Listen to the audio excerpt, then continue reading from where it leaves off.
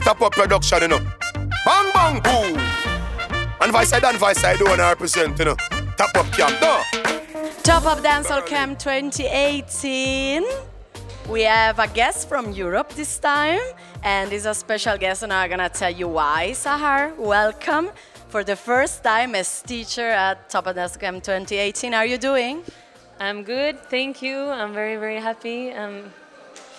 Very happy. You just finished the class. I have to pick you like super fast, but yeah, I mean, your energy was so positive that I was like, okay, I think I can disturb her.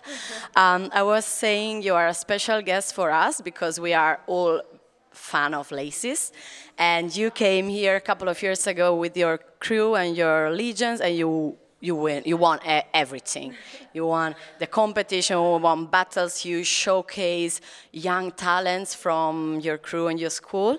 Can you tell something about how the Laces project came up? Basically, we are 4 people who are teaching Laces, and we specialize in different Afro styles from different African countries, like Ghana, Nigeria, Ivory Coast, Congo. And then we also have the dancehall part. So 2 of us are specialized in dancehall and 2 in the different Afro styles.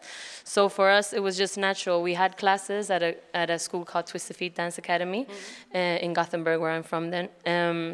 And we just saw these talents pop up, and we saw these young kids really like hungry and wanted to learn more, and they were really interested in not only the dance but the culture and the knowledge that we really wanted them to, you know, absorb. And we just saw them doing that, and it was just a natural thing. It wasn't something we planned, like, okay, we're gonna do this, I'm gonna do that. We just started training with some of them because we saw that they had a hunger that somebody had to like answer their hunger. So we just wanted to build positive things around these cultures that we love so much in the music and the dance. So we just found it was just natural to start training some of them, and then Legion became 8 kids or 9 kids.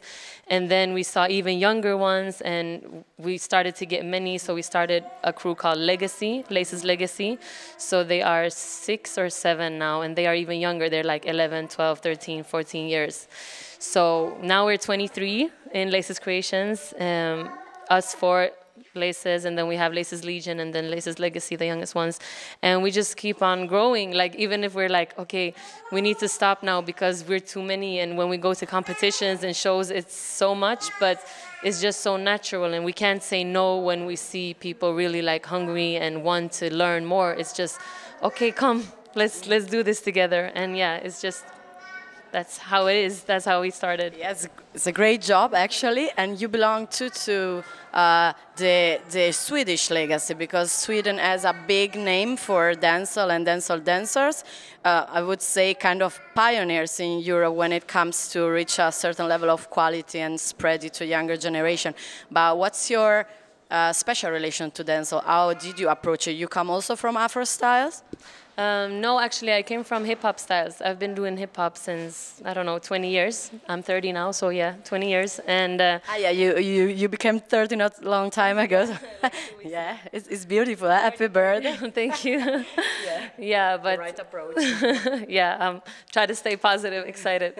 No, but I started with hip-hop, and then I just realized when we did choreos, when my teachers did choreos that were to dancehall music, that was always my favorite choreos, but I never understood why. And then 2010, I think, a girl named Aurelia Day, she's from Gothenburg. She had been in LA for a while, and then she came back to Gothenburg, and she was like, who wants to dance dancehall? And I was like, yeah, like, I want to try. And then I went to a session with her and her girls, and they played dancehall for 3 hours straight. And that's when I was like, this is what I want to do. This is what my heart beats for. And up until then, I never realized it was because of the music that, you know, because of the dancehall songs that my teacher used, but they used hip-hop on it. But it was because of the dancehall music that I was like, this is my favorite choreo. And then I realized, oh, it was because it was dancehall, and it was something in my heart that beat even more for dancehall than the other styles and genres. And yeah, that's how it started. So Aurelia because Gothenburg dance hall is not really where Stockholm dance hall is. We have a woman called Nina Miskovsky, which is like one of the pioneers. You know her? She was in Jamaica a lot. She lived there for a while. She was like, she did interviews with Bogle, and she was really, really there, you know? And she came back to Gothenburg, and her generation and us, we were like, it was like a gap between us. So we haven't really got to like, absorb all her knowledge, you know. So when Aurelia came, she kind of like woke up the dance hall again, and then we started, you know, training together, and she taught me and us what she knew, and then we took it from there.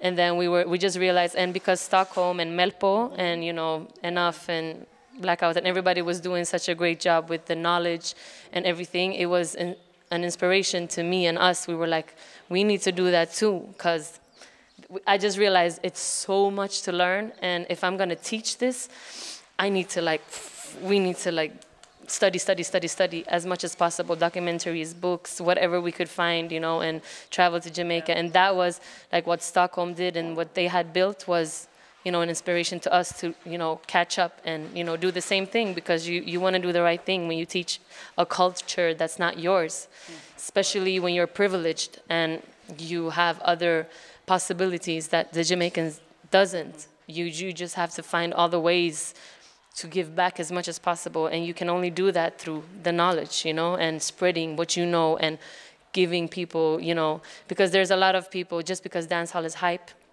they're like, oh, I want to teach, I want to do this, because they know there's money in it, and that is, you already know, that's everything we're against, you know. So for us, it was just like, if we teach, we have to make sure people knows there's so much to know. So you can't just go and teach now, because, you know, there's so much to know, and we still have so much to learn. And so yeah, that's kind of how we came into it and continued from there, and still. So you got directly at the source, and you traveled to Jamaica, and you have a lot of good connection to the island. Who are your main inspiration right now? What do you like in terms of style right now in Jamaica? Wow. Okay, so first of all, I love middle school. Middle school is my weakness. But I still, like, I teach it to my kids a lot. We practice it a lot, because it's important for me that they know, when they hear a middle school song, they know which steps and not.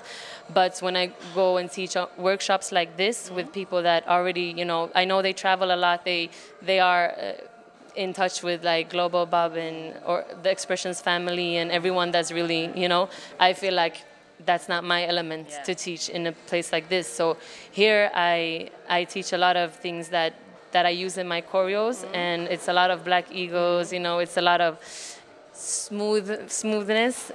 So it's hard to say what's my favorite. It's very, very hard, because, as I said, when I go to like Orville's class or Dance Something Global Bob, when I'm in there and they take you back to that time, it's like I just get to, you know, to pretend that I'm there, and I love that feeling.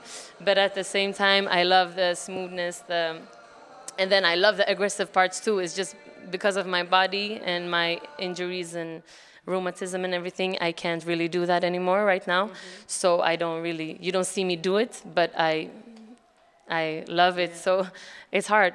And that's what I love about dancehall, because you have something for every mood and every feeling, and that's, I can't really choose. But I'm weak for middle school, I can say that. You are very good in fusioning, I think, because you can do great dancehall choreography on no dancehall tracks. So when I enter your class today, you were also playing some probably Afro-inspired, Afrobeats, Afro-inspired music. Is that something that you would describe as a special part of the Laces style? Because I saw you guys do it a lot. Or what's from your point of view the strongest part? Let's say, what's in your point of view the strongest part of the Laces group of Laces? Well, yes, like we've been into Afrobeat since 2000, I would say 12. We started doing it a lot, especially like Salem and Cynthia, my team members, they started like the whole Afrofusion thing in our city.